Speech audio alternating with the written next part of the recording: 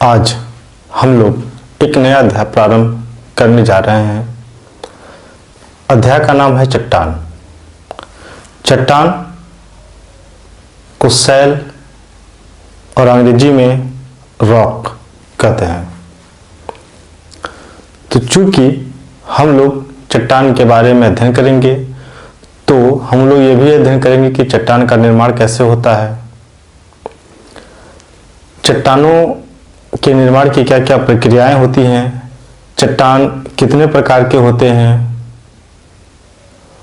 और विभिन्न चट्टानों के रंग कैसे होते हैं, क्या सभी चट्टानें कठोर होती हैं या कुछ चट्टानें मुलायम भी होती हैं। लेकिन इन सब चीज़ों का अध्ययन करने से पहले हम लोग थोड़ा सा पृथ्वी की आंतरिक संरचनाओं का एक बार रिवीजन कर लेते हैं, उसकी पुनरावृत्ति कर लेते हैं, जिससे क्या होगा कि चीज़ें हम लोगों को बड़ी आसानी से समझ में आएगी। जैसे कोई भी चीज़ बीच टॉपिक्स उठाना, हो सकता है कि आप में से बहुत से लोग जिन लोगों ने पृथ्वी की आंतरिक संरचना वाला वीडियो नहीं देखा होगा, क्लास के अंदर वो लेक्चर अटेंड नहीं किए होंगे, तो उनके लिए जरूरी होता है कि वो पृथ्वी की आंतरिक संरचना और उनके दशाओं के बारे में, उनकी स्थिति के बारे में थोड़ा सा जानकारी प्राप्त कर लें, तो उनको जो है चट्टान के बारे में जानकारी प्राप्त करने में थोड़ा सा आसानी हो जाएगी। तो सबसे पहले जब हम पृथ्वी की आंतरिक संरचनाओं का अध्ययन कर रहे थे तो उस समय हमने बताया था कि जैसे जैसे हम लोग पृथ्वी के अंदर जाते हैं, धरातल से पृथ्वी के अंदर जाते हैं, तो तापमान में, दाब में और घनत्व में वृद्धि होती है। तो जब हम पृथ्वी के अंदर, पृथ्वी के धरातल से 60 किलोमीटर के अंदर जाते हैं तो वहाँ पे हमने ये देखा था कि पृथ्वी की जो चट्टानें होती हैं वह ठोस अवस्था में न होकर के तप्त और तरल अवस्था में पाई जाती हैं। अर्थात जो वहाँ पे ठोस अवस्था में जो होनी चाहिए, चूंकि अधिक तापमान और दबाव के कारण वहाँ की जो चट्टानें हैं कुछ पिघली हुई अवस्थाओं में पाई गई। न केवल पिघली हुई बल्कि काफी उष्ण यानी तप्त अवस्था में भी देखी गई। तो जहां पर ये ठोस चट्टानें काफी तप्त और तरल अवस्था में पाई गई, वह एक चैम्बर नुमा था, जिस कारण से उसको मैग्मा चैम्बर कहा गया। अब यहाँ पे एक शब्द इस्तेमाल हुआ है मैग्मा। तो अर्थात मैग्मा क्या है? तो मैग्मा जो है ठोस चट्टानों की पिघली हुई अवस्था को मैग्मा कहते हैं। ठोस चट्टानों की पिघली हुई अवस्था को ही मैग्मा कहते हैं। तो जब मैग्मा शीतल यानी ठंडा होकर जमकर ठोस रूप धारण कर लेता है तो वह आग्नेय चट्टान का निर्माण करता है। तो इस प्रकार से हम लोग सबसे पहले ये समझते हैं कि जो चट्टानें होती हैं वो कैसे निर्मित होती हैं, कैसे बनती हैं। तो चट्टान जो है एक या एक से अधिक खनिजों के मिलने से बनती है। अब यहाँ पे हमारा जोर है खनिज क्या होती है। प्राकृतिक रूप से पाए जाने वाले कई तत्वों के संयोग से खनिजों का निर्माण होता है। और अगर सिस्टमेटिक वे में बात की जाए तो कई तत्वों के योग या संयोग से या मिलने से यौगिकों का निर्माण होता है, और कई यौगिक जब आपस में मिलते हैं तो खनिजों का निर्माण करते हैं। जब यही खनिज या कई खनिज आपस में मिलते हैं तो चट्टानों का निर्माण करते हैं। तो चट्टान कैसे बनते हैं, अब हम देखेंगे कि चट्टानों के कितने प्रकार होते हैं। तो सबसे पहले आप ये समझ लीजिए कि चट्टान को सैल या रॉक भी कहते हैं। कुछ किताबों में चट्टानों का प्रयोग किया गया है, कुछ किताबों में सैल और कुछ किताबों में रॉक का प्रयोग किया जाता है। तो चट्टानें 3 प्रकार की होती हैं। पहली चट्टान आग्नेय चट्टान या रवेदार चट्टान। दूसरी चट्टान अवसादी चट्टान या परतदार चट्टान या तलछटी चट्टान। तीसरी चट्टान कायांतरित चट्टान या रूपांतरित चट्टान। तो सबसे पहले हम लोग आग्नेय चट्टान के बारे में पढ़ते हैं। आग्नेय चट्टान भी कई प्रकार के होते हैं। थोड़ा सा इसका डिस्क्रिप्शन देते हैं, उसके बाद विस्तार से इसका अध्ययन किया जाएगा। जैसे जो आग्नेय चट्टान होती है, चूंकि कुछ चट्टानों का निर्माण या कुछ मैग्मा का जमाव पृथ्वी के अंदर धरातल से नीचे काफी गहराई में होता है, तो इस प्रकार की जो चट्टानें होती हैं उनको अंतर्जात आग्नेय चट्टान कहते हैं। उदाहरण के रूप में ग्रेनाइट चट्टान। ग्रेनाइट चट्टान पृथ्वी के धरातल से काफी नीचे गहराई में होता है। दूसरी चट्टान जो पृथ्वी के नीचे काफी गहराई में नहीं बल्कि कुछ गहराई में होता है, उसको हम लोग बहिर्जनित आग्नेय चट्टान कहते हैं।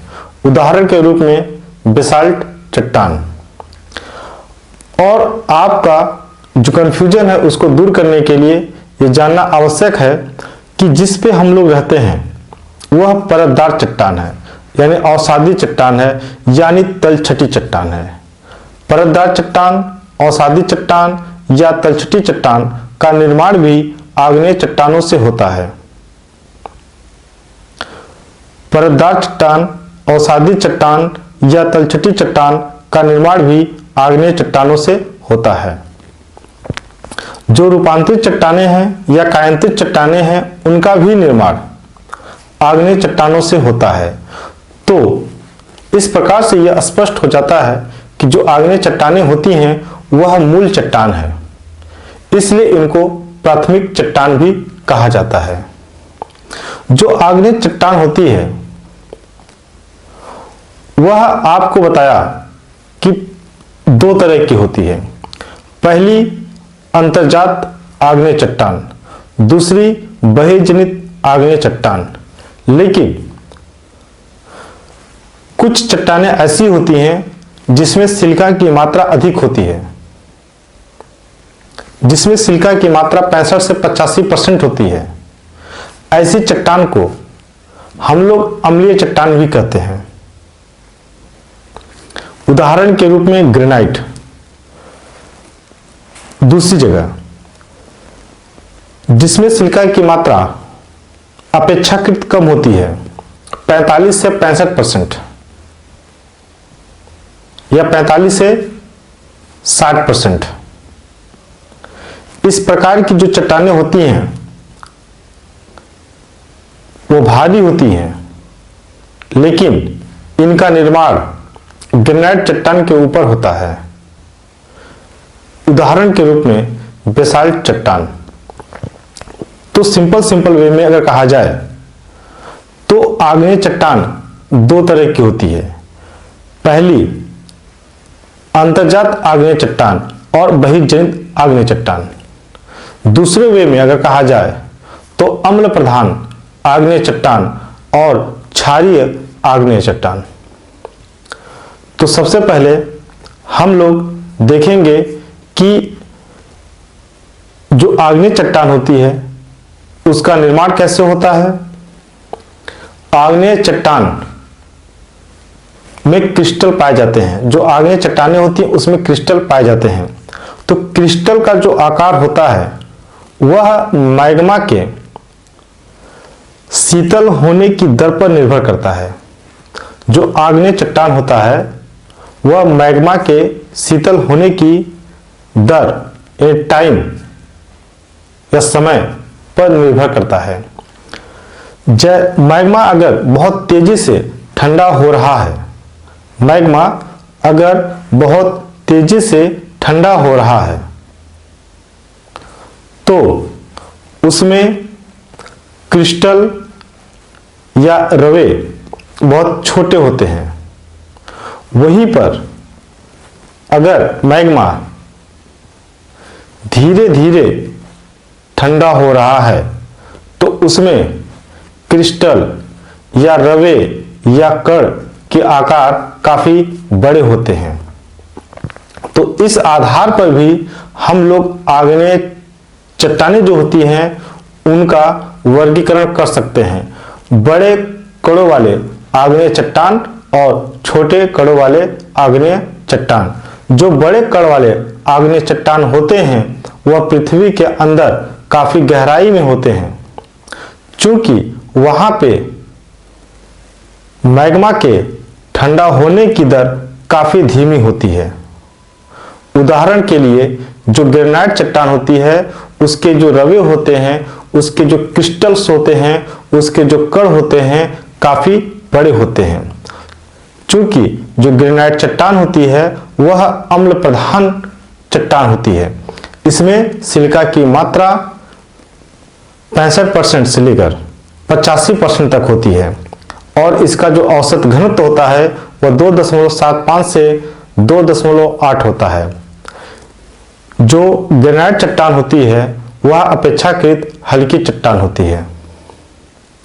इसके ऊपर जो बेसाल्ट चट्टान होती है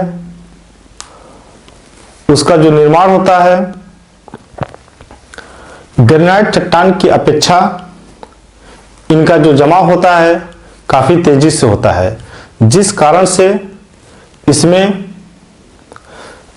रवे या जो क्रिस्टल या जो कण है उनके बनने की प्रक्रिया बहुत तेजी से होती है, जिस कारण से इसमें कहीं कहीं पे कण एकदम दिखाई नहीं देते, स्पष्ट रूप से दिखाई नहीं देते या हमें नग्न आंखों से दिखाई नहीं देते। इनको देखने के लिए हमें सूक्ष्मदर्शी की आवश्यकता होती है। इसमें सिलिका की मात्रा 45% से 60% तक पाई जाती है, इसलिए यह अम्ल प्रधान न होकर के क्षारीय होता है। चूंकि और जैसा कि आप लोग जानते हैं, सभी जानते हैं कि सबसे नीचे ग्रेनाइट चट्टान, उसके ऊपर बेसाल्ट चट्टान। बेसाल्ट चट्टान जो है काली चट्टान होती है और कहीं कहीं पर अपरदन के कारण, क्योंकि जहां पर हम लोग रहते हैं ये परतदार चट्टान है, इसी को हम लोग अवसादी चट्टान या तलछटी चट्टान भी कहते हैं। कहीं कहीं पर परतदार चट्टान या अवसादी चट्टान का अपक्षय और अपरदन हुआ है, तो जिस कारण से हमें बेसाल्ट चट्टान दिखाई देती है। जो बेसाल्ट चट्टान होती है वे काली चट्टान होती है, अर्थात ये भी कह सकते हैं कि जो बेसाल्ट चट्टान होती है वह काली चट्टान होती है। तो थोड़ा सा एक बार रिवीजन कर लेते हैं।